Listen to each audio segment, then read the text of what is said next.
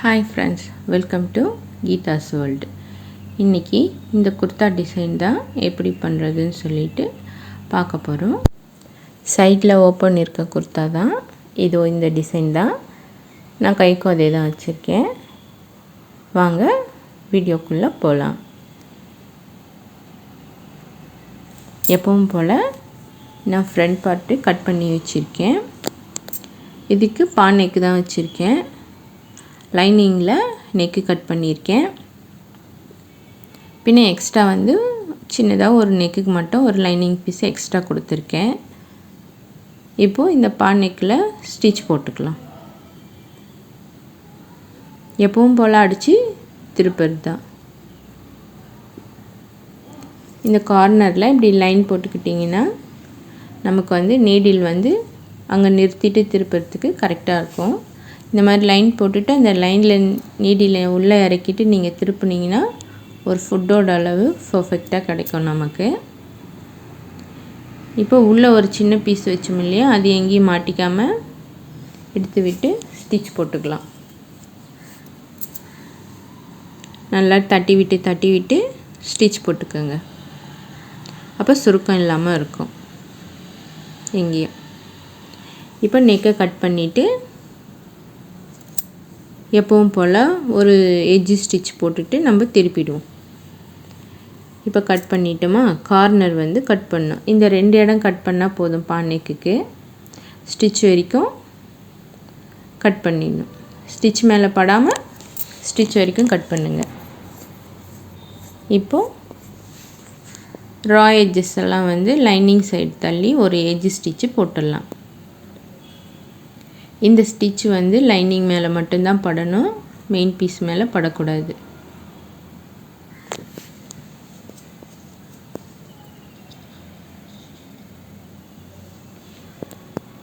இது பீஸ் முடிச்சுட்டு நம்ம வந்து எஜ்ஜு தையல் வேணும்னா போட்டுக்கலாம். நான் ஒரு ஃபுட்டோட அளவு தான் போடுவேன் எப்போவும்.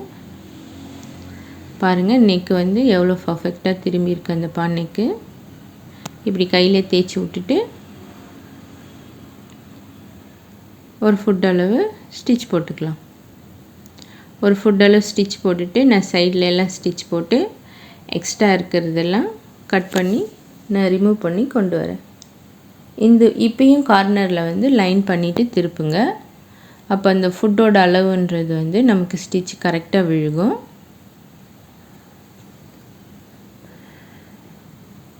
நெக்கு முடிச்சாச்சு.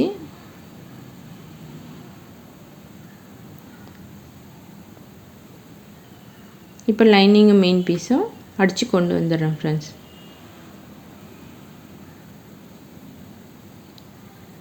எல்லாம் முடிச்சிட்டேன், கட் பண்ணிட்டேன் எக்ஸ்ட்ரா இருக்கிறதெல்லாம். இப்போ வந்து நம்ம டிசைன் பண்ணுறதை பார்க்கலாம். இது ஃபேண்ட்டு கிளாத்து தான். இது எக்ஸ்ட்ரா மீதி இருந்தது. நான் வந்து இது 4 இன்ச்சுக்கு எடுத்திருக்கேன் அகலம். இந்த லேஸ் வச்சு தான் நான் இது டிசைன் பண்ண போகிறேன். இதில் எம்ப்ராய்ட்ரி நிறைய இருக்குது இல்லையா, அதனால் அதே ஒயிட் கலரில் வைக்கலான்ட்டு ஒரு ஐடியா. பின்ன இது இந்த பீஸோட மேலேயும் கீழேயும் வந்து நான் இந்த லேஸ் வச்சு ஸ்டிச் பண்ணலான்ட்டு பிளான் பண்ணியிருக்கேன்.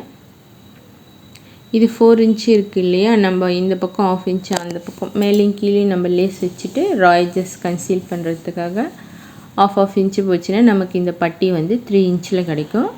நீங்கள் இதை விட கம்மியாக வைக்கிறது இருந்தாலும் வைக்கலாம், ஒன்றும் பிரச்சனை இல்லை. நான் கொஞ்சம் அகலமாக இருக்கட்டும்னு சொல்லிவிட்டு நான் 4 இன்ச்சில் எடுத்திருக்கேன். லேஸ் எவ்வளோ வேணுமோ அவ்வளோ அளந்து எடுத்துக்கலாம். இப்போ வந்து இந்த பீஸில் ஒரு 1/2 இன்ச்சு நம்ம கிளாத்தை விட்டுட்டு இந்த லேஸ் வச்சு ஸ்டிச் போட்டுக்குவோம்.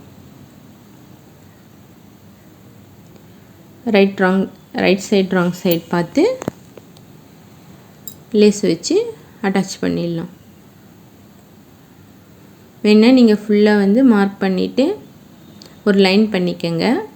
லைன் பண்ணிவிட்டு அது மேலேயே லேஸ் வச்சு ஸ்டிச் போட்டுடலாம். பின்ன கிராஸ் ஆகாமல் நமக்கு ஸ்ட்ரெயிட்டாக கிடச்சிக்கும். இப்போது இதே கிளாத்தை வந்து நான் ஃபோல்ட் பண்ணி சின்னதாக அப்படியே ஸ்டிச் பண்ணிக்கிறேன். நீங்கள் வேணும்னா இந்த பீஸை வந்து கட் பண்ணி எடுத்துகிட்டு ஒரு 1/4 இன்ச்சு விட்டு கட் பண்ணி எடுத்துகிட்டு பைப்பிங் மாதிரி கூட ஸ்டிச் பண்ணிக்கலாம். அதுவும் நல்லா தான் இருக்கும். நான் இதே பீஸை இப்படி மடித்து தைக்கிறேன், சின்னதாக உருட்டி. ஒரு சைடு முடிச்சிட்டோம். இப்போ இதே போல் நம்ம இன்னொரு சைடும் நான் ரெடி பண்ணி எடுத்துகிட்டு வரேன் ஃப்ரெண்ட்ஸ். சரிங்களா? பாருங்கள், இன்னொரு சைடும் நான் முடிச்சிட்டேன்.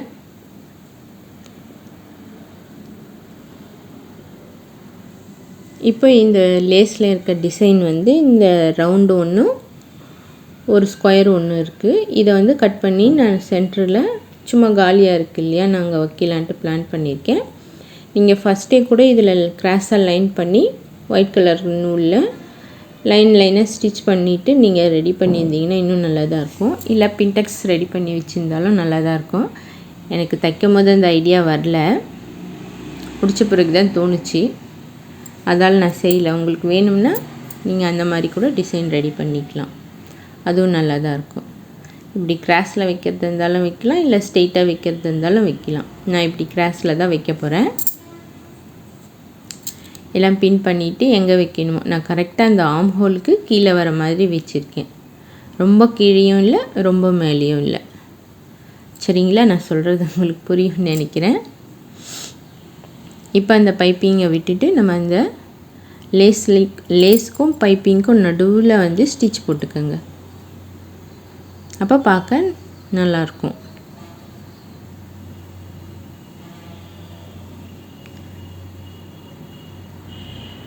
இப்போ இதே மாதிரி கீழேயும் ஸ்டிச் போட்டுப்போம்.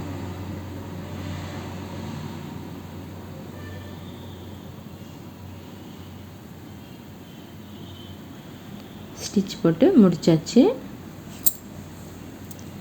இப்போ நடுவில் நான் சொன்னேன் இல்லையா, அந்த ஷேப்பு லேஸில் இருக்க ஷேப்பு அதெல்லாம் கட் பண்ணி நான் ஸ்டிச் பண்ணி எடுத்துடலாம்.